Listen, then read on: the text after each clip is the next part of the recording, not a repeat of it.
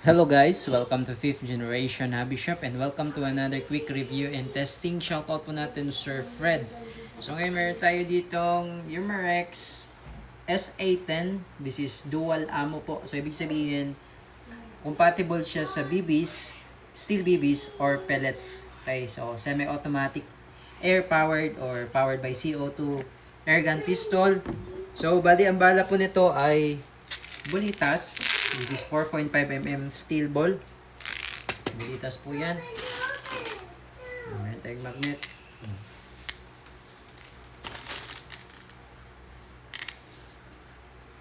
Yan. So that's 4.5mm steel ball. And also, pwede rin siya, compatible po siya sa lead pellets. This is caliber 177 lead pellets po. So yun po siya. Pwede siyang lead or steel BBs. Okay, again, this is the Umarex SA10, original design by Umarex. So it comes with cleaning rod,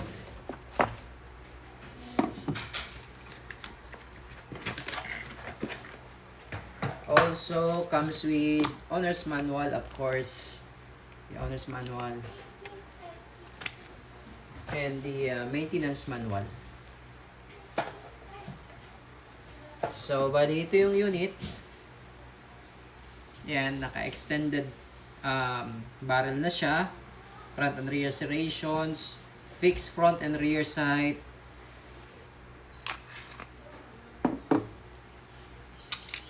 Naka-fixed barrel na po yan.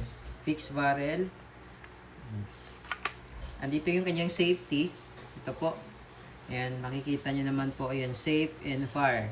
Forward po sa safe. So, ito nga, naka-safe siya ngayon. Then, backward naman po sa fire.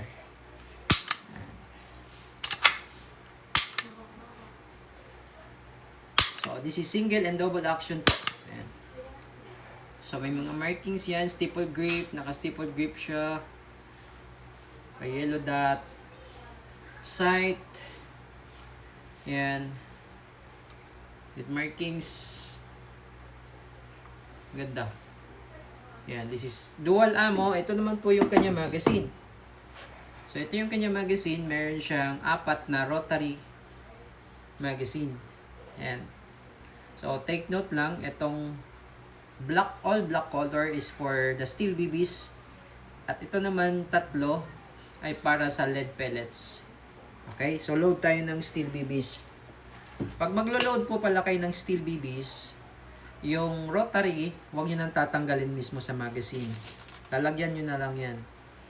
Yan. Kasi pag tinanggal nyo, tapos nilagyan nyo siya ng bulitas, may tendency malaglag yung bulitas. Medyo maluwag kasi yung pagka-plastic niya.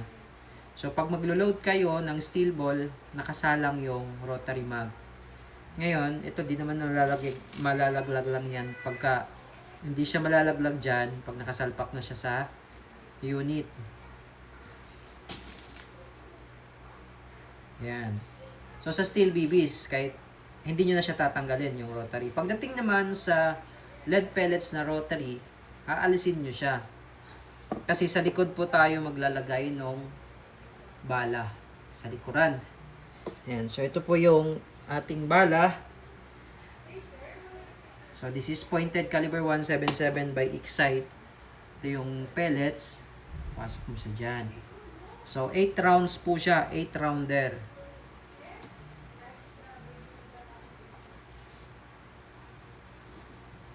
Make sure lang na walang nakausling pellet dyan. Pag lalagyan nyo siya ng pellet, make sure lang na walang nakausli. Kasi umiikot ang rotary. Yan. So, 8 shots. Ayan. Now, kumbaga ililipat nyo lang yung rotary niya.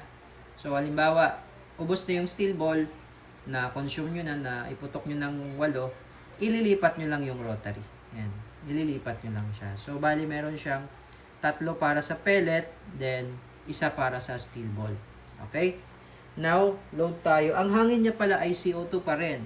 Yan. This is 12G. Disposable cartridge. Good for 60 shots, more or less, yung isang ganito. So, may mga nabibili sa amin. Kahit sa online, meron din. Ayan. 12G lang po ang gagamitin natin. Ayan. So, nandito na rin po yung kanyang pamihit. Diba sa iba kasi meron siyang Allen tool. Eto, nandito na siya. Oh. Naka-fix na siya dito. Internal. Ayan. Dito na siya. Okay, so tamang higpit lang yan. Okay? So, punctured na siya. Once punctured niya, up niya. Once punctured na, ubusin niyo siya. Kasi pag tinanggal mo yan na meron pa, sisingaw siya. Okay?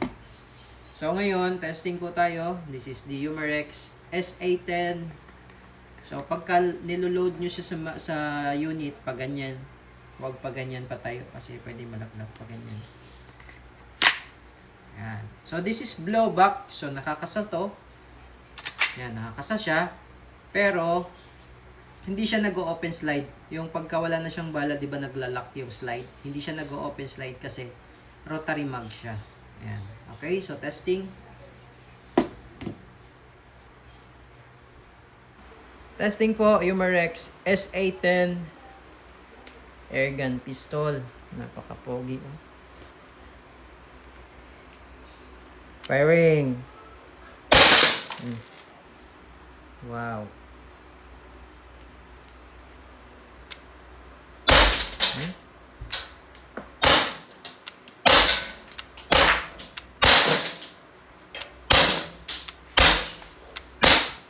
Okay, so wala na siyang bala.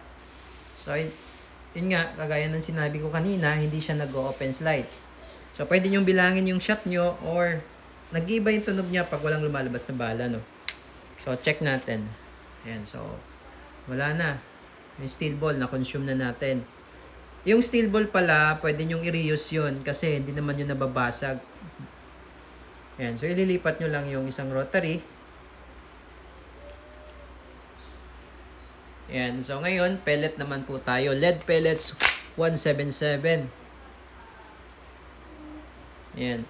So, pwede nyo nang hindi kasi yan dahil single and double action naman yan. Direkta na yan.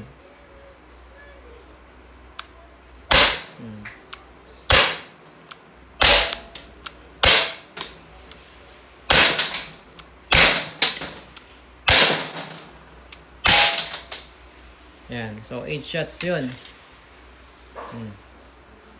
Okay, so meron pa to. Nakaano pa lang tayo, 16 shots pa lang tayo. Medyo malamig lang yung yung CO2 niya. Okay. Yun, so maganda to pang small plinking, small hunting. Kasi pwede siyang bulitas, pwede rin siyang lead pellets. Yun. SA10, solid.